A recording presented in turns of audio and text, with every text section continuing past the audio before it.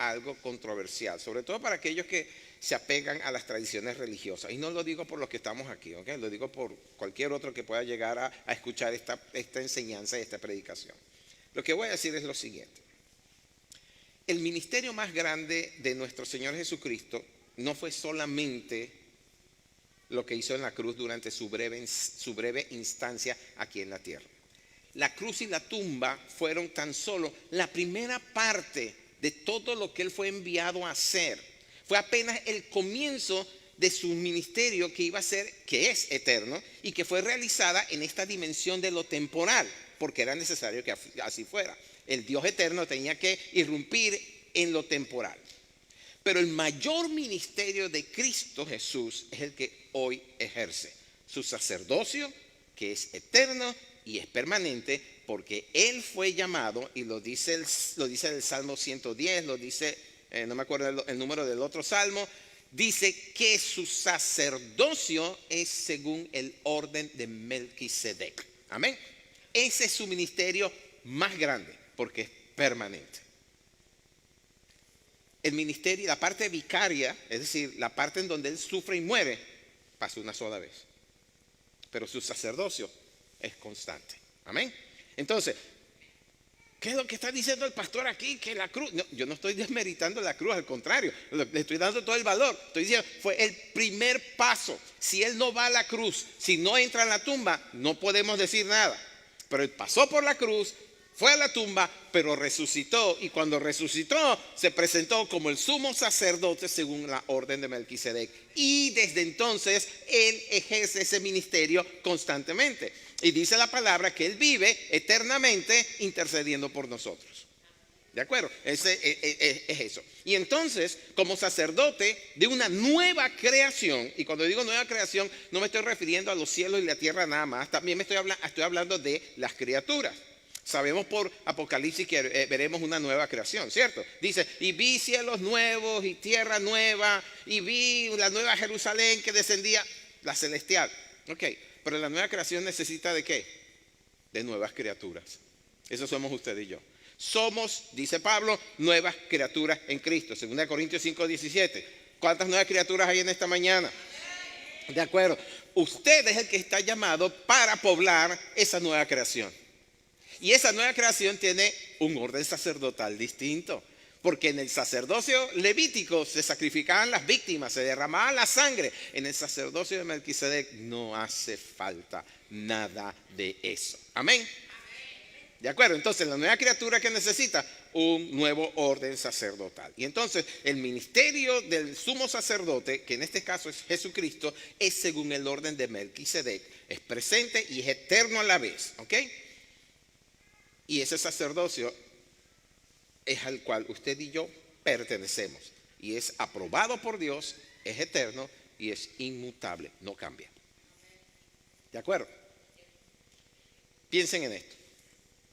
Toda la oración que nosotros podamos elevar delante del trono, como iglesia, como individuos, toda la palabra que predicamos y enseñamos, toda expresión de alabanza y de adoración que ofrecemos, carecería de poder y carecería de significado si no tuviéramos acceso al verdadero sacerdocio. Piénsalo. Aquí estaríamos por demás. Si no fuera porque tenemos un sacerdocio que ahora puede acercarse confiadamente ante el trono de la gracia. Ese es el sumo sacerdote Melquisedec. Porque el de Aarón, solamente Aarón podía llegar, los demás no. Solamente el sumo sacerdote, el que estuviera vivo, podía llegar hasta la presencia de Dios, hasta el lugar santísimo. En cambio, en el orden de Melquisedec, todos los sacerdotes podemos llegar ante la misma presencia de Dios. Amén. Dice Hebreos 7:25 que nosotros,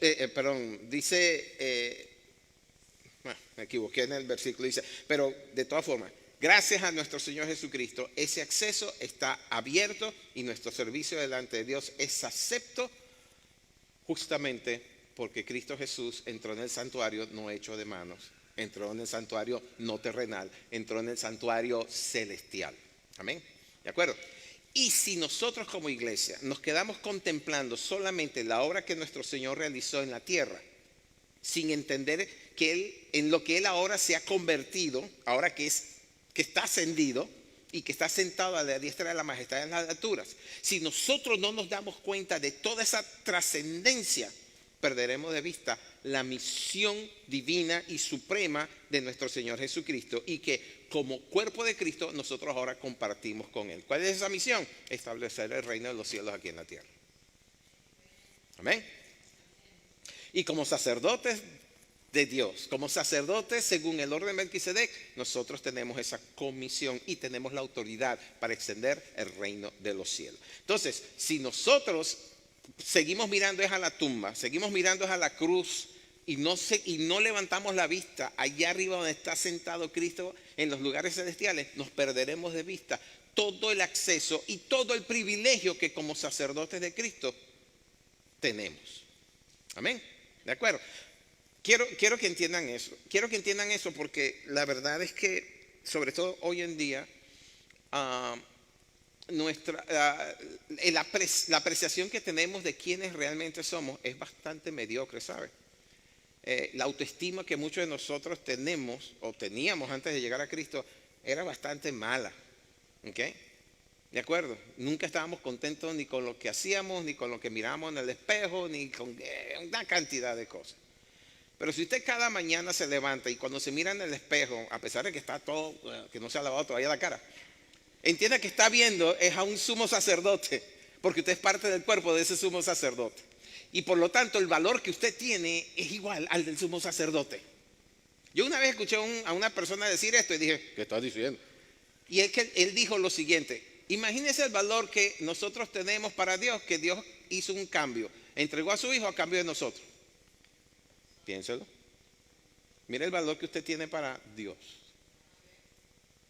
que entregó lo mejor que tenía a su hijo. Dora, el Señor dijo, yo cambio a Jesucristo por ti. Yo entrego a Jesucristo por ti. Para ti también, Emil. Para ti, sí. Por todos ustedes. Amén. ¿Me está recibiendo el mensaje? Tenemos un valor incalculable para Dios. Tal es el valor que tenemos, que entregó lo mejor que tenía. ¿De acuerdo? Y estableció un nuevo orden sacerdotal para todos aquellos que creemos en Cristo Jesús. Venimos a ser parte de su cuerpo. Él es la cabeza, por lo tanto nosotros tenemos la misma unción sacerdotal que Él tiene. Pero hasta que no nos demos cuenta de eso, hasta que la revelación de esto de verdad no se asiente en nosotros, nunca veremos la dimensión a la cual Dios nos ha llamado aquí en la tierra. Lo veremos allá arriba cuando estemos en el cielo, pero aquí en la tierra no, nunca funcionaremos a plenitud, es lo que quiero decir. Porque nunca entenderemos si no nos damos cuenta de eso, si la revelación de quiénes somos y la autoridad que se nos ha dado, si no nos llega esa revelación, nunca ejerceremos a plenitud el sacerdocio que Dios nos ha dado. Amén. Ok, entonces vamos a seguir desarrollando esto. Quiero que vayamos a Génesis 12, que ahí es donde comienza, ahí es donde comienza la historia de todo esto, ¿no? Comenzando por Abraham. Y fíjense que dije Abraham. ¿Habrán oído eso, verdad? Ok. No dije Abraham, dije Abraham. Dios se le aparece a Abraham. Él está allá en Ur de los Caldeos. Ur de los Caldeos es lo que hoy en día en aquel tiempo se llamaría Mesopotamia. Es la zona donde está hoy Irán e Irak, por esa zona.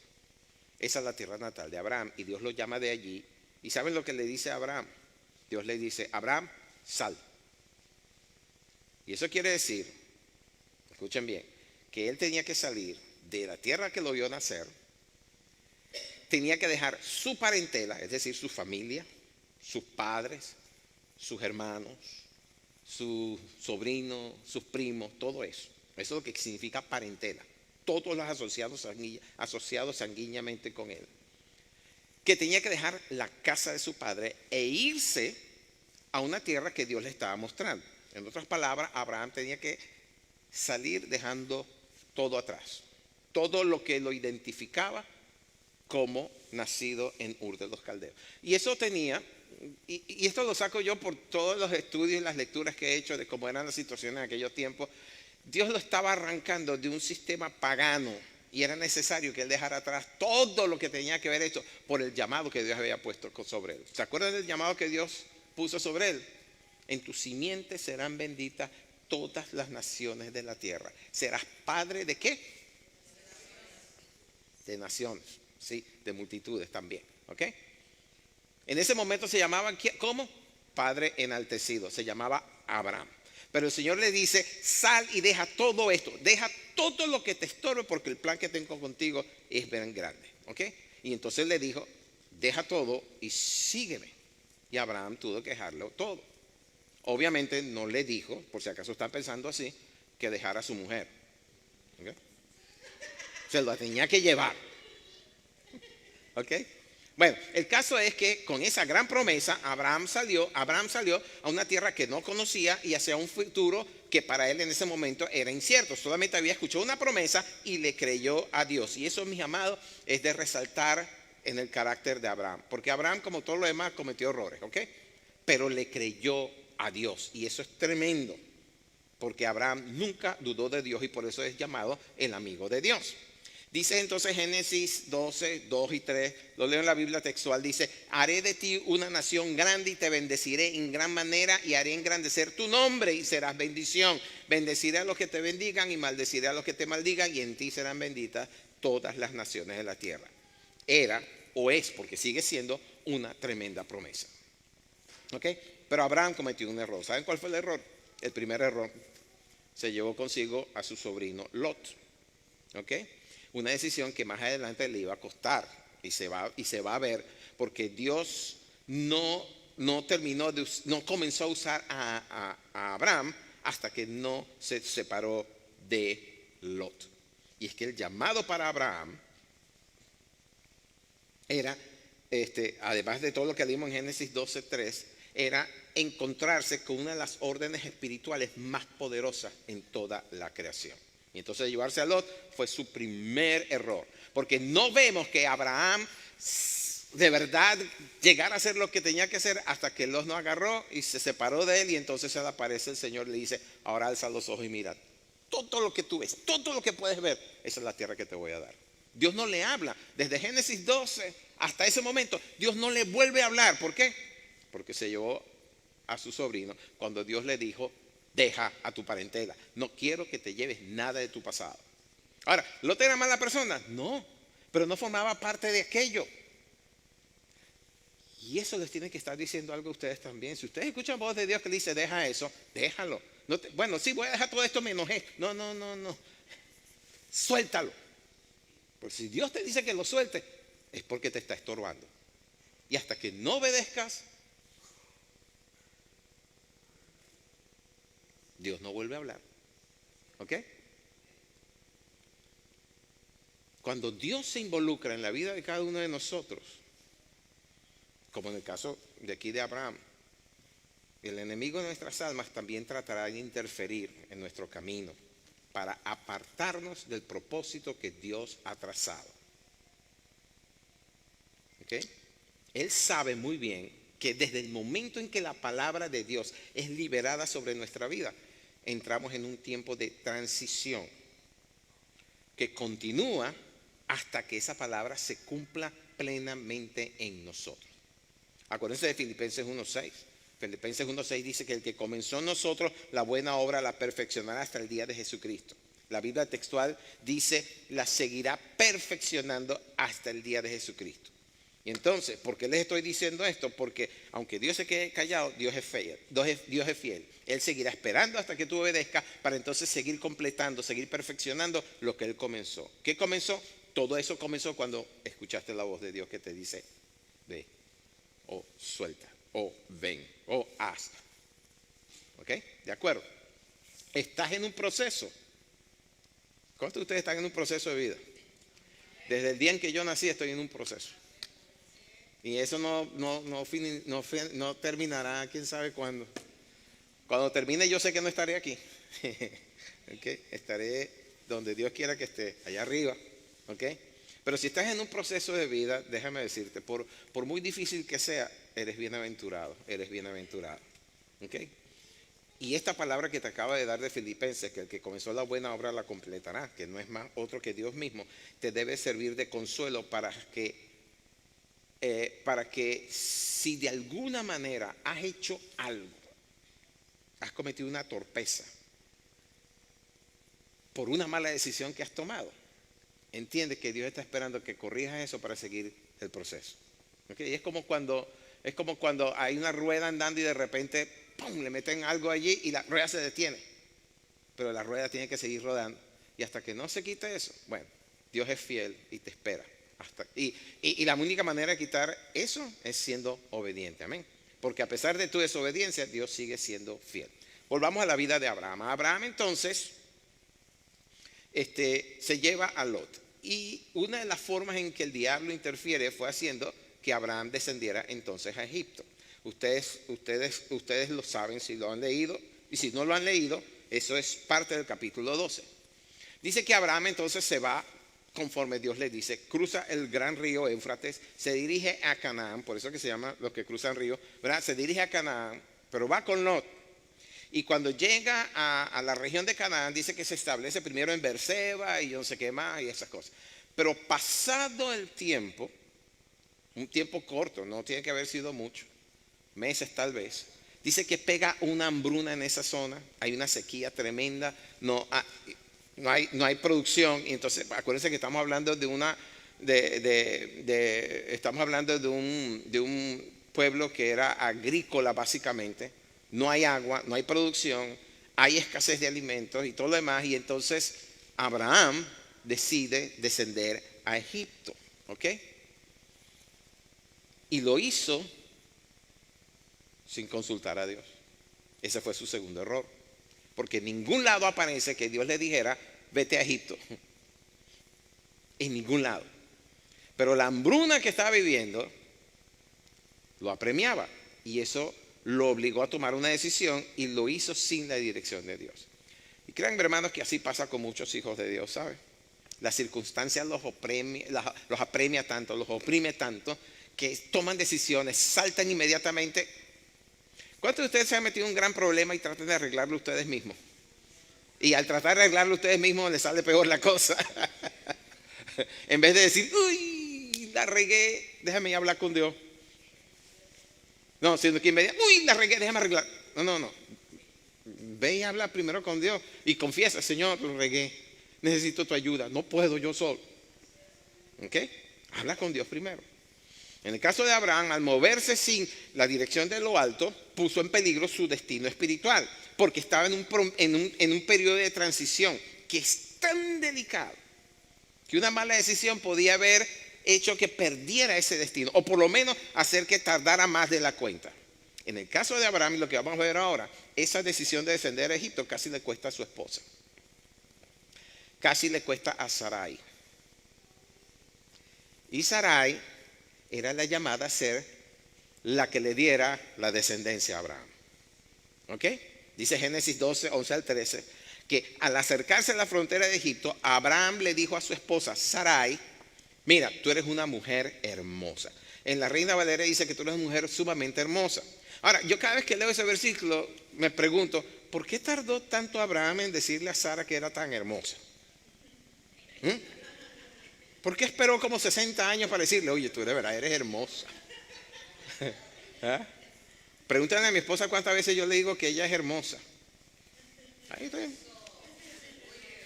Tiene mi permiso, pregúntenle. Mi amor, ¿tienes mi permiso para mentir y decir que todos los días? Ok, verso 12. Cuando los egipcios te vean, dice él, dirán, ella es su esposa, matémoslos y entonces podremos tomarla. Verso 13, así que por favor diles que eres mi hermana. Entonces me perdonarán la vida y me tratarán bien debido al interés que tienen en ti. Yo leo esto y digo, pero qué bandido era el Abraham este. ¿Ah? Primero tarda todo ese tiempo para decirle que la mujer es hermosa. Y segundo dice, mira, di que eres mi hermana para que no me maten y me bendigan por causa tuya. O sea, la está usando como ¿qué? Como moneda de cambio. ¿Cierto? Bueno, lo que él está diciendo fue así. Dice el versículo 14 que los egipcios cuando la vieron notaron la belleza de esta mujer y la tomaron y se la llevaron al faraón, al palacio, para que fuera la mujer del faraón. Ahora el faraón, yo me imagino que tiene que haber sido un tipo bien lascivioso, bien lujurioso, porque los siervos del faraón son los que ven a Sara y se la llevan para allá. ¿Ok? Escúcheme bien, especialmente ustedes que saben o intuyen que están en medio de un tiempo de transición. Cuando nosotros entendemos que Dios tiene un llamado y un propósito especial para nuestra vida, lo primero que necesitamos aprender es a refugiarnos en Él, a esperar en Él, a permanecer en Él, para que cuando vengan estas transiciones que son tan delicadas, estas no nos apremien, estas no nos quiten la paz, estas no nos hagan tomar decisiones que no son las correctas. Porque si no hacemos eso, si no nos refugiamos en Dios, corremos el riesgo de tomar malas decisiones que pueden terminar favoreciendo el plan que el enemigo tiene para nuestras vidas. ¿Y cuál es el plan del enemigo para nosotros? Robarnos, matarnos y destruirnos. Punto. No hay otra. ¿Ok? Abraham tomó una decisión precipitada y corrió a Egipto. Eso es cuando vino la sequía, la hambruna. Pero además de eso, toma una segunda decisión. Miente. Ustedes saben que, y lo hemos enseñado aquí, que la vida y la muerte están en poder de la lengua. Que nosotros tenemos que tener mucho cuidado con lo que hablamos y decimos con nuestra lengua. Cuando Abraham le dice a Sara, dile que eres mi hermana, ¿saben lo que están haciendo? Están rompiendo el pacto matrimonial establecido entre ellos dos. Con su propia boca. Él abrió esa brecha. Hay que tener cuidado con esas cosas. Entonces corrió a Egipto, desciende a Egipto y ya tiene que decir una mentira. Y Egipto, por la Biblia sabemos que es sinónimo de todo lo que está bajo la influencia del príncipe de la potestad de los aires, como lo dice Pablo en Efesios 2:2. ¿Okay? Egipto era una nación completamente tomada por el diablo.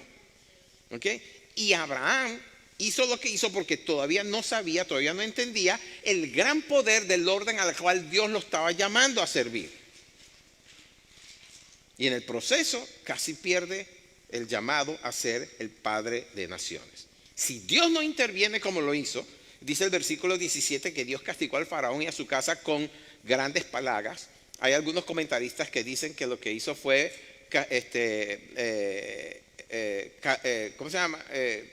castigarlos con impotencia. Tocó la virilidad del faraón y de todos los hombres que estaban en la tierra. Y por eso fue que dijeron, oye, ¿qué pasa aquí? ¿Qué pasa aquí? Que no había Viagra que funcionara en ese momento. Y entonces ellos se dan cuenta que es por causa de Sarai y van a donde Abraham le dice, oye, ¿por qué nos hiciste eso? ¿Por qué dijiste que era tu hermana? ¿Ustedes imaginan que si Dios no interviene de esa manera, el vientre de Sara hubiera quedado contaminado con una semilla diabólica? Piensen en eso. Pero Dios intervino. Y es que Abraham, lo que lo dijo, venía del temor que sentía, ¿cierto?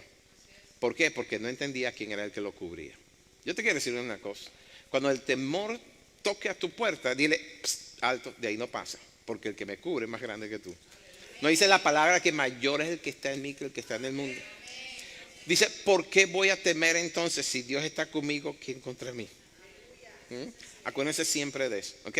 Entonces Abraham no entendía eso y recurre a una mentira con la cual casi pierde su llamado, casi pierde su futuro.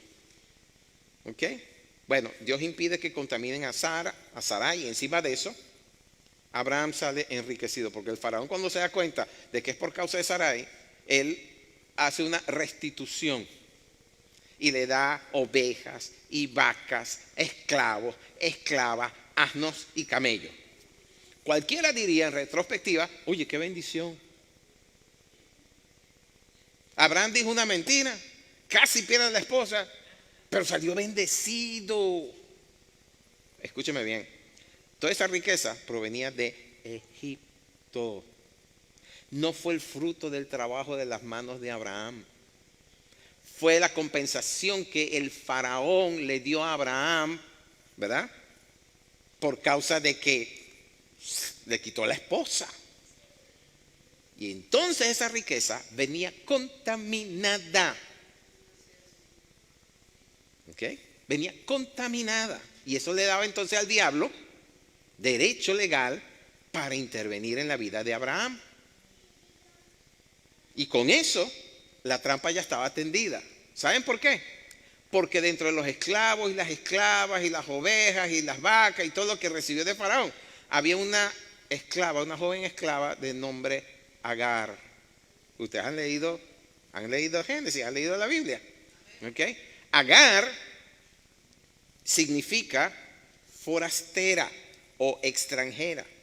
Y fue la que le llegó a dar su primer hijo a Abraham, que se llamó Ismael. ¿Ok? ¿Por qué? Porque hasta ese momento Sara seguía siendo estéril.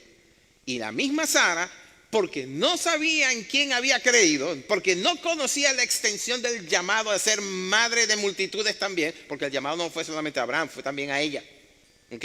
Tomó una decisión apresurada y le metió a Agar en la tienda a Abraham para que tuviera su primer hijo de ella. Sara no entendía que estaba hablando con el omnipotente. Y dice, bueno, vamos a ayudar a Dios a que cumpla su promesa. Aquí está mi esclava Agar. Dios mío. Pero Dios le dijo, sí, voy a bendecir también a Ismael, pero la promesa no es para él. La promesa es por el hijo que vas a tener con Sara. Y entonces ahí es lo que Pablo llama una alegoría en Gálatas 4. Y esa alegoría venía, o lo dijo, para establecer la diferencia entre los dos pactos. Lo puedes poner en la pantalla, por favor. Agar, la que era la extranjera, la forastera, representaba el monte Sinaí, que representaba la ley, que representaba la esclavitud de la ley y representaba la Jerusalén terrenal. En cambio, la promesa que era dada por medio de Sara representaba la promesa, la libertad, la Jerusalén celestial. Y Dios le dice, no es la terrenal, no es Agar, es Sara, es la celestial. No que Sara fuera celestial, sino que representa la Jerusalén celestial, ¿verdad? Vamos a leerlo en Gálatas capítulo 24, versículo 22, por favor. Sí, Gálatas 4, versículo 22. Porque está escrito que Abraham tuvo dos hijos, una de la esclava y uno de la libre. El de la esclava fue engendrada por carne, pero el de la libre por medio de la promesa. En otras palabras, Isaac iba a ser el producto de un milagro.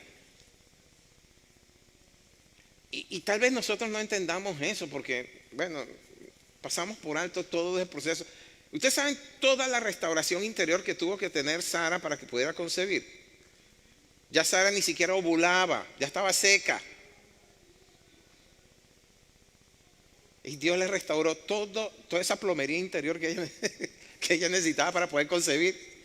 Y encima de eso, le tuvo que inyectar a Abraham un poquito de deseo. ¿Okay? De repente la volvió a mirar, la vio hermosa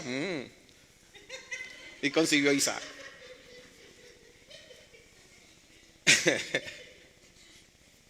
Versículo 24, lo cual es dicho alegóricamente porque estos son dos pactos. Una ciertamente en el monte Sinaí concibe para esclavitud, la cual es Agar. Y Agar es el monte Sinaí en Arabia y corresponde a la Jerusalén actual porque sirve como esclava con sus hijos. Pero la Jerusalén de arriba, la cual es nuestra madre, es libre.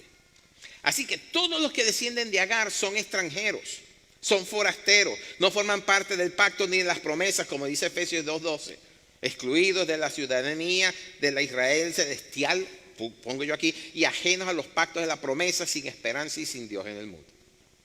¿Ok? Ahora, la consecuencia de ese segundo error, y cuando digo segundo error me estoy refiriendo al hecho de que bajó a Egipto, dice una mentira, pero le compensan con vacas, ovejas, burros, asnos, camellos, esclavos, esclavas. Dentro de esas esclavas está Agar. La consecuencia de ese segundo error todavía lo viven hoy en día la descendencia según la carne de Abraham, porque de Ismael descienden los árabes, y los árabes es donde se establece en el siglo, creo que fue 12, el Islam. ¿Ok? Además, los árabes son una mezcla de otros pueblos de la región y de ahí salen los palestinos, que son los enemigos jurados de Israel. Y muchos de estos grupos terroristas, Hamas, Al Qaeda, ISIS, son descendientes de ese lado. Y Dios dijo de Ismael, lo voy a bendecir, pero será un hombre fiero. Mire que esa gente es fiera. A ellos no les importa cortar cabeza. No les importa entrar con una bomba pegada en los pechos. ¿Okay? Las consecuencias todavía se siguen sintiendo 4000 años después. ¿Ven el peso de un error que uno comete movido por temor o por sencillamente apresurados por la circunstancia?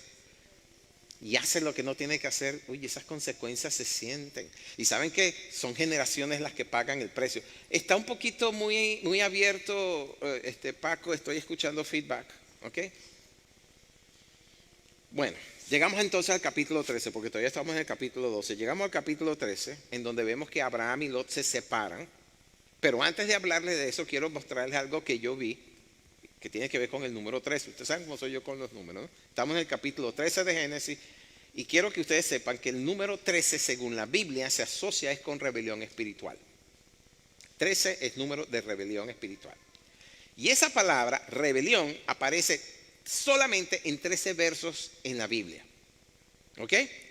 De paso, Nimrod, que creo que aparece en Génesis capítulo 5, ¿verdad? Su nombre significa rebelde, el rebelde, y fue el fundador de Babilonia, una ciudad de donde salen todas las religiones del mundo, religiones paganas.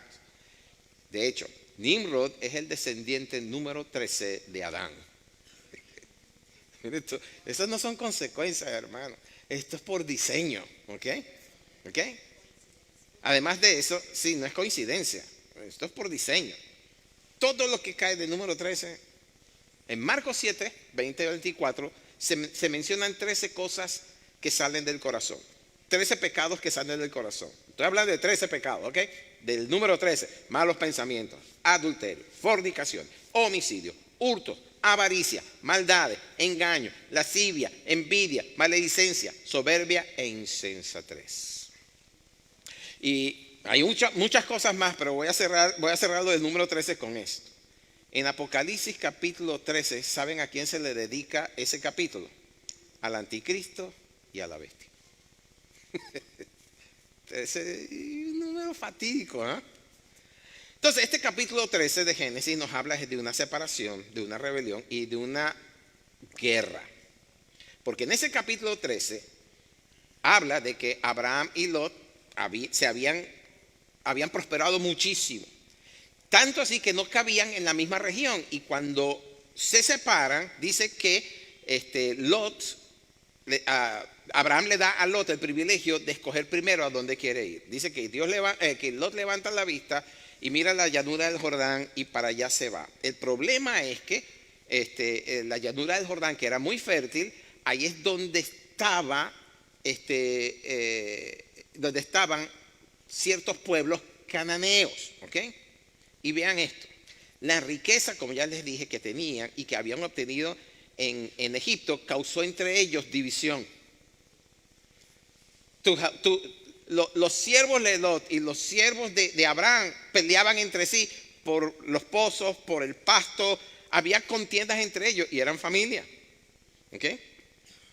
Y eso entonces hace que Abraham dice, mira, ¿sabes qué? Escoge tú a donde tú quieres ir. Si te vas a la derecha, yo me voy a la izquierda. Si estás a la izquierda, yo me voy a la derecha. Pero ya basta de esta pelea. ¿Ok? O sea, hay contienda. Miren, nada de lo que da el diablo trae paz. Nada. ¿Ok? Entiendan eso. Cuando las riquezas provienen de tratos raros, nunca terminan bien. Dice Proverbios 10:22 que la bendición de Jehová es la que enriquece y no añade tristeza. Es la bendición de Dios la que enriquece y no añade tristeza. ¿Ok? Pero la que es proveniente de tratos raros, por algún momento, por algún tiempo. Bueno, por aquí hay cerca en Nueva York un señor de apellido Maduro, ¿verdad? Que se enriqueció, pero feamente haciendo, bueno, la riqueza que él trae es de sangre. Y anoche estábamos viendo un pequeño documental que estaba hablando de la actual condición de él, de lo deprimido, de lo triste, de lo mal que está él ahora preso porque ya no tenía todos los privilegios de todos esos millones y billones de dólares con los cuales se había enriquecido raramente, ¿ok? Ilícitamente, gracias por la palabra, ¿ok? Entonces la riqueza que tenía Abraham y que tenía Lot, provenía de Egipto y fue por causa de una mentira. Y eso trajo la separación entre los dos. Entonces Lot escogió lo mejor del terreno, pero en esa región habitaban dos pueblos. Bueno, cananeos había muchos, pero había dos pueblos principalmente: Sodoma y Gomorra. Y la Biblia dice en el versículo 13 del capítulo 13, escúcheme bien, versículo 13 del capítulo 13 dice que los hombres de Sodoma eran malos y pecadores contra Jehová en gran manera. Miren, cámbiese el número 13. Quítese el número 13. Usted no quiere nada, no quiere ver nada con el número 13. La historia comprueba, y lo vemos en la Biblia, que Sodoma fue la nación más perversa del mundo antiguo. Fue el lugar donde se originó toda forma de perversión sexual, incluyendo la homosexualidad. Por eso el nombre Sodoma o sodomía, proviene de Sodoma. ¿Ok? Y Lot, al habitar entre los sodomitas, preparó el escenario para una confrontación entre las tinieblas representadas por el rey de Sodoma y el orden sacerdotal de Melquisedec por el destino de Abraham. Vamos a Génesis 14 ahora. Ahora, Génesis 14 es doble 7, 7, 7, doble 7, pero no me voy a meter con los números, doble plenitud, hasta ahí lo dejo. Yo sé que ustedes cuando me escuchan hablar de números dicen, ya empezó otra vez con los números. No me voy a meter con eso ahorita, ¿ok? Pero el capítulo comienza narrando la historia de una guerra que se inició en esa región por cuanto había 5 reyes, los de Sodoma, Gomorra, Adma, Seboín y Bela, que es Zoar, ¿verdad? Que se rebelaron contra Kedorlaomer, que era rey de Elam. Y entonces Kedorlaomer significa siervo de Lamer, que era un dios pagano. ¿Okay? Kedorlaomer se confedera con otros 4 reyes de la región, que son los de Sinar, los de Elazar y el de Goyim, para poner fin a esa rebelión de estos 5 reyes que les mencioné antes. Eran 4 contra 5. Los 4 encabezados por Kedorlaomer, que era el más poderoso de la región y tenía a estas 4 naciones aprisionadas. Ellas se rebelan y entonces, estas 5 naciones las tenía aprisionadas. Ellas se rebelan y entonces él se confedera con otras 4 naciones para someterlos nuevamente, ¿verdad? Volver a ponerle la bota encima.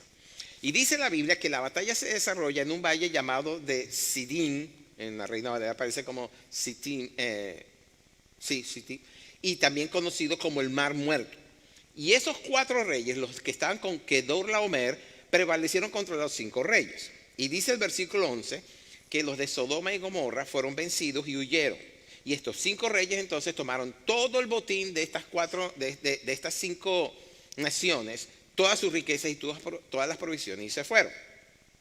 Dice el versículo 12 que también se agarraron, le echaron manos a Lot, a su mujer y a toda la riqueza que tenía, y se los llevaron cautivos juntamente con otra gente. Porque normalmente lo que sucedía en ese momento era que no solamente se llevaban las riquezas, la gente formaba parte del botín también. Los esclavizaban, se los llevaban como esclavos, ¿ok? Abraham se entera de esto porque hay un sobreviviente fugitivo que huye y llega a la región donde está Abraham. Y dice el versículo 14, en ese capítulo 13, que Abraham armó a 18 hombres adiestrados que habían nacido en su casa. De paso le voy a decir lo siguiente: nunca vayan a la guerra con nadie que no sea de su casa. Sin nadie que sea de su casa. Nunca vayan a la guerra sin nadie que sea de su propia casa. ¿Por qué? Porque eso sí les van a cuidar la espalda. ¿Okay? Dice que él tomó a 318 hombres adiestrados que habían nacido en su casa, que persiguió toda la noche a los invasores hasta alcanzarlos, y cuando llega el versículo 16 dice que no solamente que los vence, sino que recupera todos los bienes, y también a su pariente Lot y sus bienes, así como a las mujeres y al pueblo que se habían llevado cautivado. Y aquí entonces viene lo siguiente. Vamos a Génesis 14, que esto es bien interesante.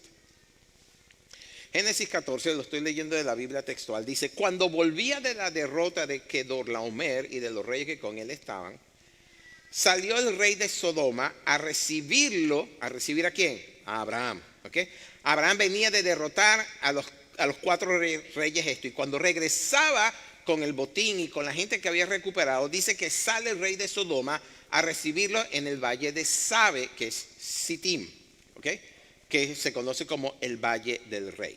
Entonces Melquisedec, rey de Salem y sacerdote del Dios Altísimo, sacó pan y vino y le bendijo diciendo: bendito sea Abraham del Dios Altísimo, creador de los cielos y de la tierra, y bendito sea el Dios Altísimo que entregó a tus enemigos en tu mano. Y le dio a Abraham los diezmos de todo. Me voy a detener por ahí un momentito. Comienza el versículo diciendo que cuando está regresando Abraham, todavía se llamaba Abraham, no se llamaba Abraham, se llamaba Abraham. Cuando venía regresando de esa victoria, el rey de Sodoma venía a interceptarlo. Pero el rey de Salem, que se llama Melquisedec, se le adelantó. Y eso es importante que lo entiendan. Se anticipó a lo que iba haciendo el rey de Sodoma. ¿Qué era Sodoma? La tierra más pervertida que había sobre la faz de la tierra en ese momento. Y el rey de Sodoma era tan perverso como lo dice su nombre.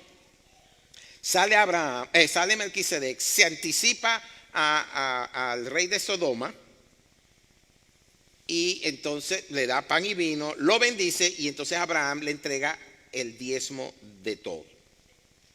¿Ok?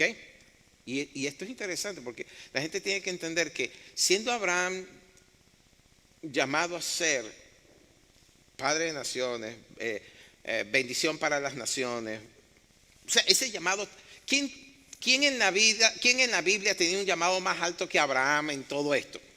¿Okay? De hecho se dice que nosotros que somos los de fe somos descendientes de Abraham. ¿Okay? Somos hijos de Abraham por causa de la fe. O sea, Abraham tenía un llamado tan pero tan alto. ¿Okay? Pero Abraham le da el diezmo a este sumo sacerdote llamado Melquisedec. ¿Qué es lo que quiere decir eso? Que Abraham reconocía la autoridad que había en este hombre. Él vio algo en ese hombre que sencillamente lo iba a decir: no, yo te doy el diezmo de todo. Y Pablo dice, bueno, para mí es Pablo, dice que definitivamente el menor es bendecido por el mayor. Abraham le da los diezmos de todo a causa de la bendición que acaba de recibir de parte de Melquisedec. Me voy al versículo 21.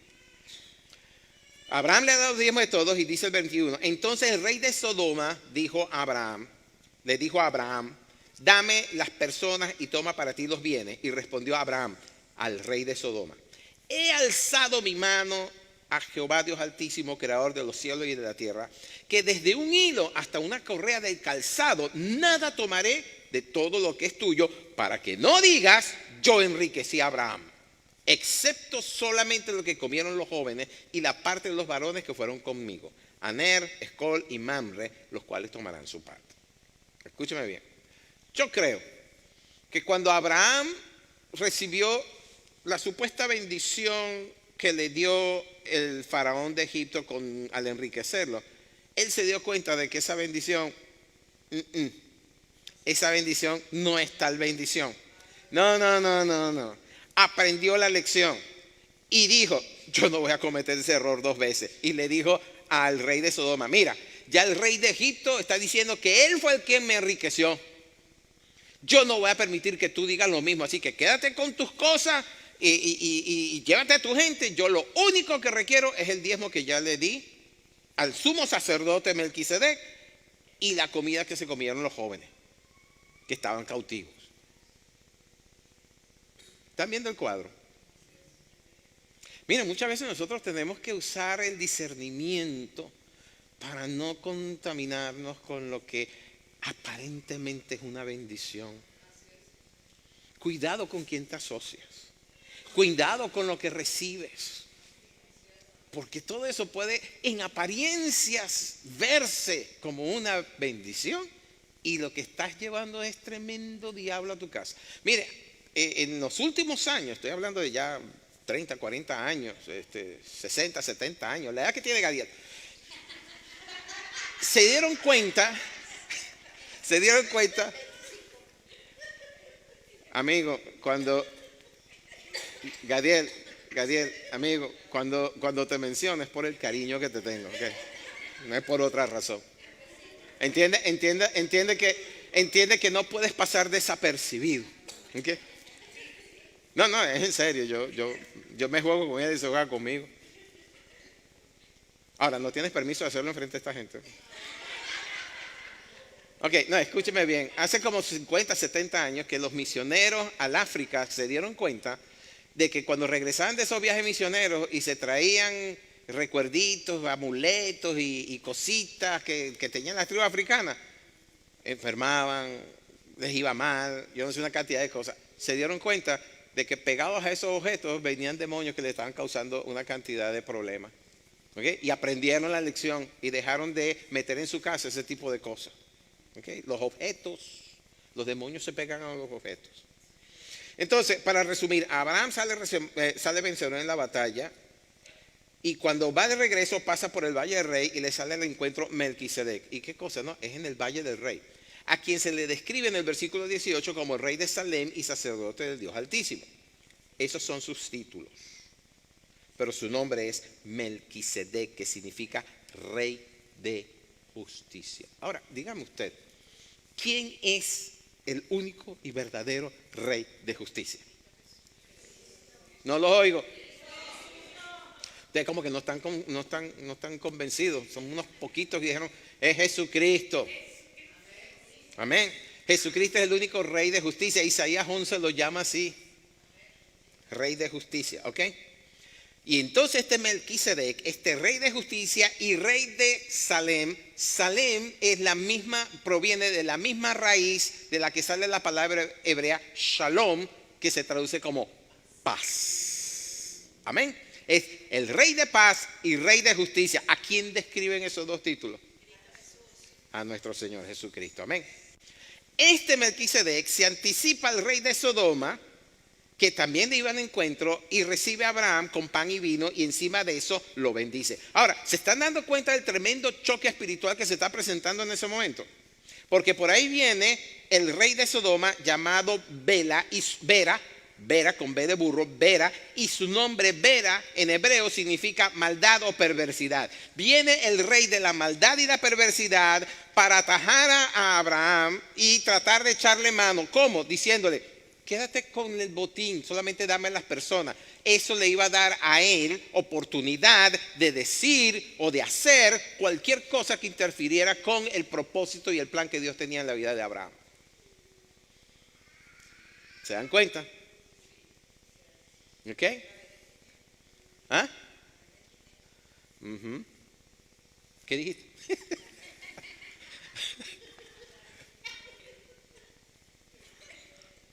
Pero se le anticipa, ¿quién? El rey de justicia y sacerdote del Dios Altísimo, el rey de paz. ¿Ok? Se le anticipa. Y le da pan y vino y lo bendice. Ustedes se dan cuenta que hace como media hora, 40 minutos atrás, nosotros participamos del pan y el vino. Bueno, 3,000 años después, el Señor Jesucristo iba a legitimizar el nuevo pacto con pan y vino. En ese momento estaba estableciendo un pacto, pan y vino, con Abraham, para que fuera padre de naciones. Porque eso es capítulo 14 de Génesis. Y si usted va al siguiente capítulo, en Génesis 15, dice que Abraham estaba deprimido porque no veía que las promesas se cumplieran. Habían pasado 25 años y no pasaba nada. Bueno, más o menos 25 años. Y de repente Dios le dice, Abraham, sal de la tienda. Mira las estrellas del cielo. Cuéntalas si puedes. Así será tu descendencia. Y para que veas que no miento, prepárame un holocausto, un sacrificio. Y era oscuro, dice que cayó una oscuridad terrible sobre el lugar, una oscuridad que creaba temor. Pero Abraham parte de las víctimas, los pone en dos hileras y de repente en medio de las dos hileras pasa como una antorcha de fuego consumiendo las dos víctimas. Ese era el sello del pacto. Es un capítulo después. No sé si ustedes se están dando cuenta de lo que quería hacer el enemigo.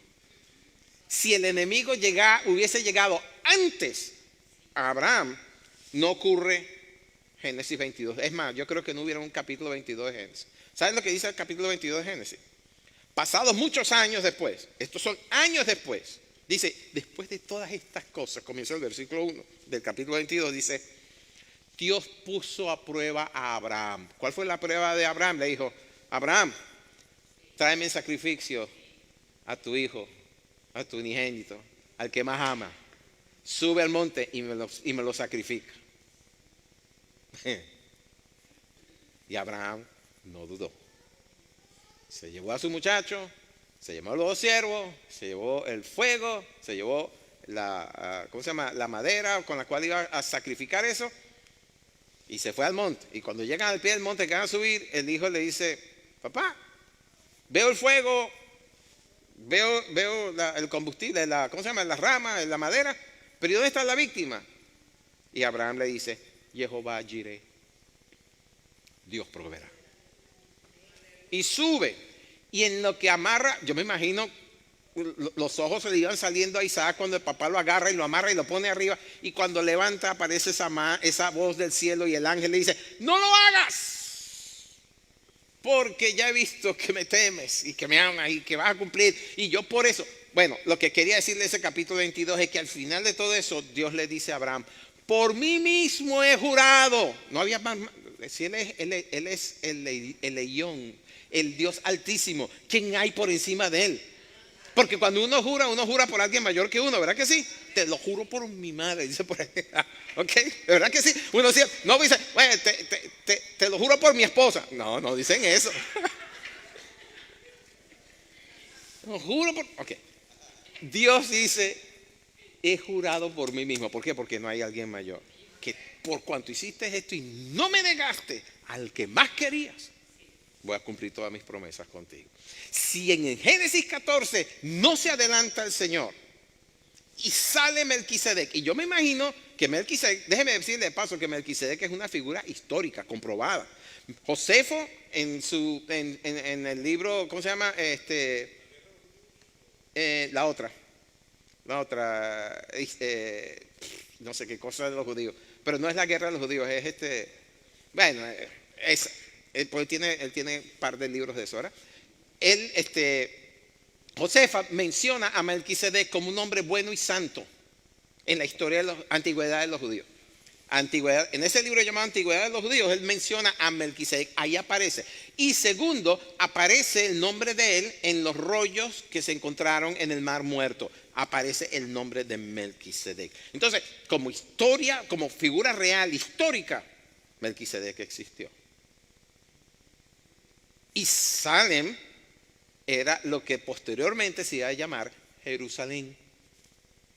Entonces él era rey de lo que después se llamó Jerusalén y era sacerdote del Dios Altísimo. Ahora, entre todos los sacerdocios que había, él era el único que era sacerdote del Dios Altísimo.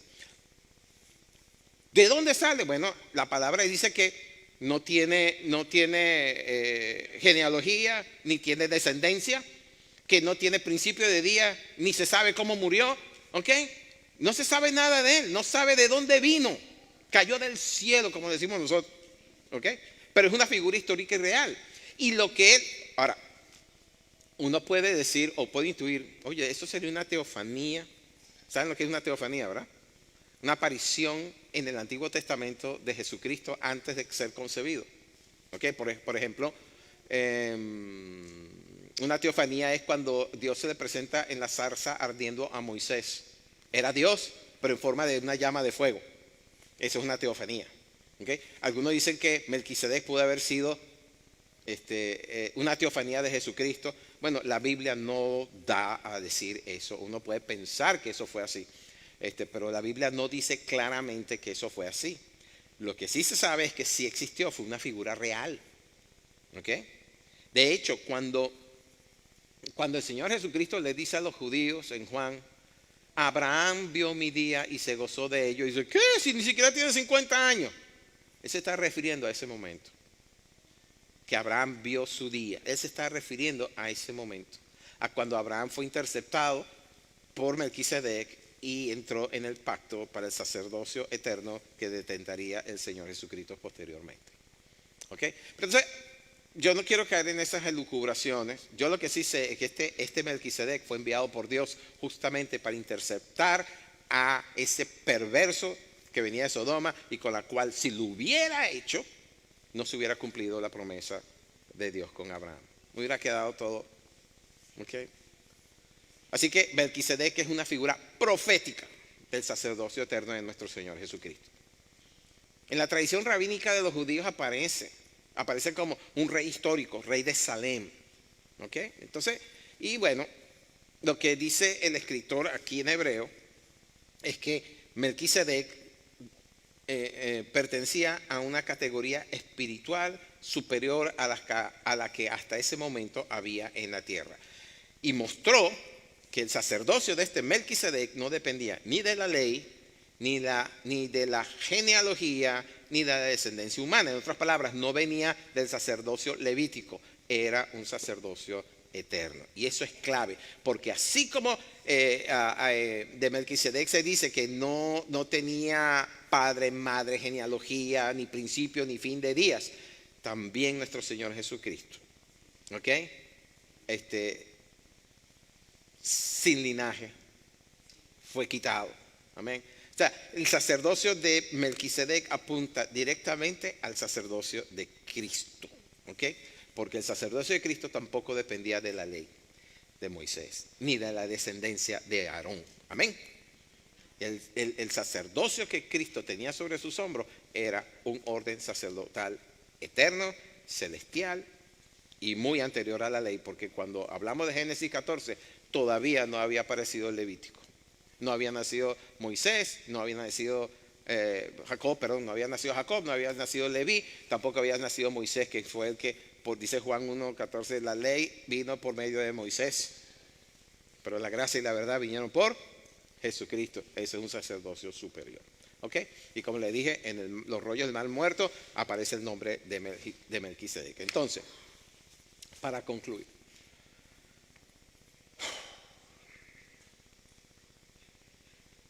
¿cuántos saben aquí que son una nueva creación? ¿Cuántos de aquí creen que son una nueva creación? Amén. De acuerdo. ¿Ok? Si somos una nueva creación, si somos nuevas criaturas, necesitamos un sacerdocio distinto al de sacerdocio levítico. Necesitamos un sacerdocio que sea eterno y no uno temporal. Y ese sacerdocio eterno lo hallamos es en nuestro Redentor, el Señor Jesucristo. Amén. Él vive para interceder por nosotros constantemente. Cada vez que usted clame al nombre de Cristo Jesús, Él va a estirar su brazo para librarlo. Amén. Para librarlo. Él no dejó de ministrar cuando ascendió al cielo. Él sigue ministrando. Y lo que hizo cuando subió al cielo fue comenzar su ministerio más grande, que es el sumo sacerdocio eterno que hoy tiene. ¿De acuerdo? Y así como Melquisedec se anticipó al rey de Sodoma para evitar que Abraham pactara con esta nueva orden sacerdotal, asimismo el Señor Jesús se anticipa a nuestra vida para evitar que nosotros caigamos y en decisiones que tomamos por nosotros mismos que pueden marcar nuestra vida para siempre. Yo creo que si usted se detiene por un momentito y recapacita cómo fue el día de su salvación, usted va a poder encontrar que después del día de su salvación muchas cosas pudieron pasar con usted y no pasaron porque ya Cristo Jesús estaba en su vida. De hecho, si usted es más sincero con usted mismo, usted podrá ver en el pasado de situaciones en las cuales pudo hasta perder la vida y fue librado de ellos milagrosamente y usted ni sabía. Yo sé de eso. Yo tenía 6 años creo que de edad y vivía en un edificio de 7 pisos. ¿Y usted sabe dónde yo jugaba? En la azotea de ese edificio. Me iba con mis amiguitos y yo me sentaba al borde En el borde, colgando con mis pies abajo, 7 pisos abajo, 7 pisos arriba. Y yo era así de delgadito. Un vientico que soplara, ¡fum! Tami no me hubiera conocido. Y así muchas otras cosas. Yo cometí barbaridades y yo, el día que yo me di cuenta, Señor, no es ahora que soy salvo, tú me guardaste porque tenías un propósito para con mi vida. Yo les garantizo que Dios tiene un propósito con cada uno de ustedes. Usted está aquí, está respirando, porque hay un propósito que es eterno colgando sobre su vida. Amén. Y usted forma parte del nuevo pacto. Pan y vino. Considérese bienaventurado. ¿Qué le parece? ¿Ah?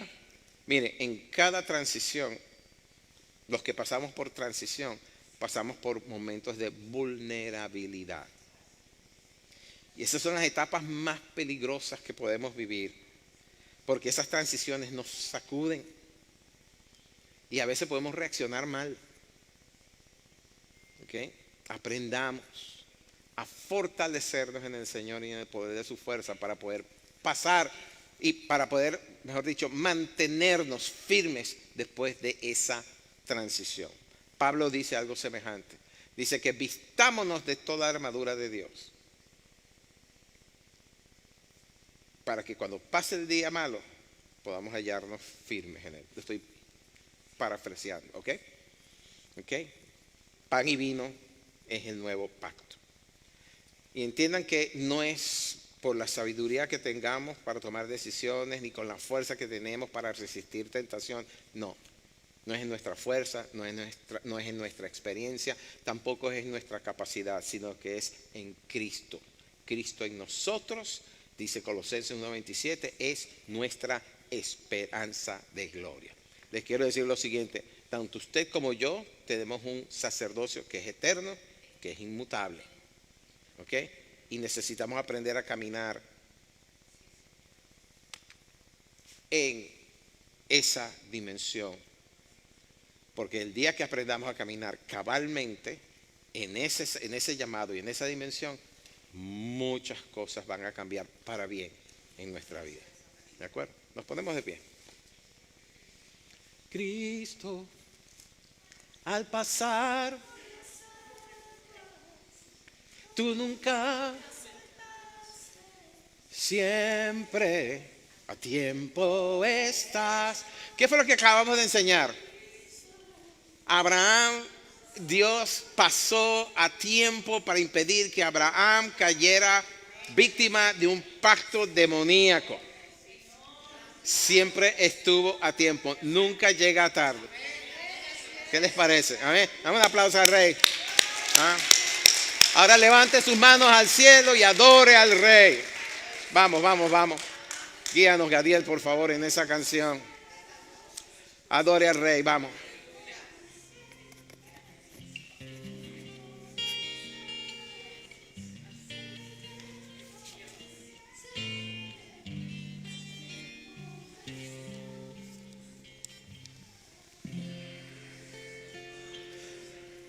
Al pasar por las aguas, tú nunca me sentaste, siempre a tiempo estás. Cristo, al pasar por el fuego, tú nunca me dejaste, siempre a tiempo estás. Siempre a tiempo, siempre a tiempo estás. Siempre a tiempo, siempre a tiempo estás. Siempre a tiempo, siempre a tiempo estás. Siempre a tiempo, siempre a tiempo está. ¿Usted cree en eso que está cantando en este momento? ¿Usted cree en eso que está cantando en este momento? Bueno, que el cielo y la tierra sean testigos de lo que ustedes están diciendo ahora, porque les quiero decir lo siguiente. cuando venga la angustia a su vida, deténgalo. Dígale alto. Porque usted es de los que cree que Dios siempre llega a tiempo.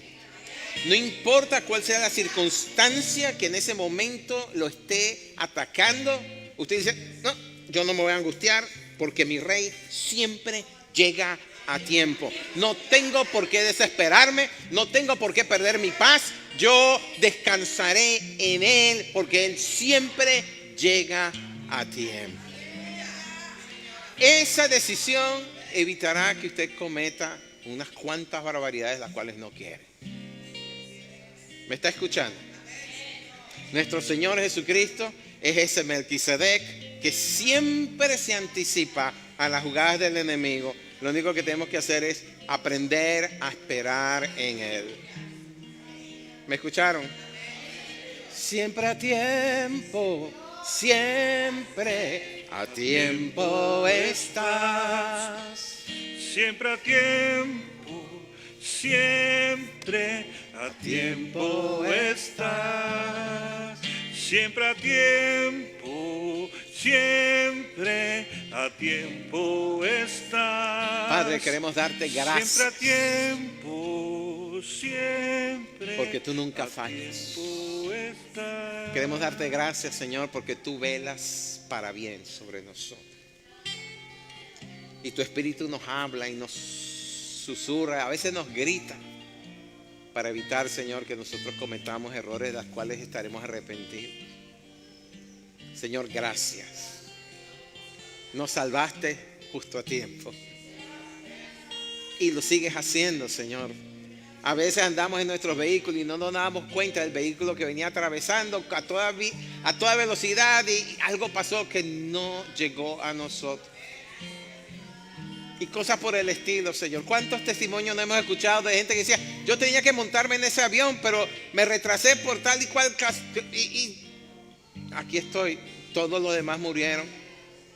O yo decidí ese día quedarme en casa y los que fueron perecieron. Señor, tú siempre sabes anticiparte a todo lo que el enemigo hace para destruir. Por ello te damos la gloria, la honra y la alabanza. Declaramos que tú eres nuestro Dios, nuestro ayudador, que tú eres nuestro escudo y nuestro galardón, que en ti estamos seguros y estamos a salvo porque tú nos cubres con tus alas. Declaramos que ningún arma forjada por el enemigo podrá contra nosotros. Antes bien nosotros nos levantaremos y condenaremos todas sus mentiras, porque esa es nuestra herencia como tu siervo. Declaramos, Señor, lo que está escrito en el Salmo 91. Caerán a nuestro lado 1000 y a nuestra diestra 10,000, mas a nosotros no llegarán, porque estamos cubiertos por ti. Tu bendición sea sobre cada uno de los que están aquí en esta mañana, en Cristo Jesús. Amén y amén. Nos vemos el miércoles, por favor.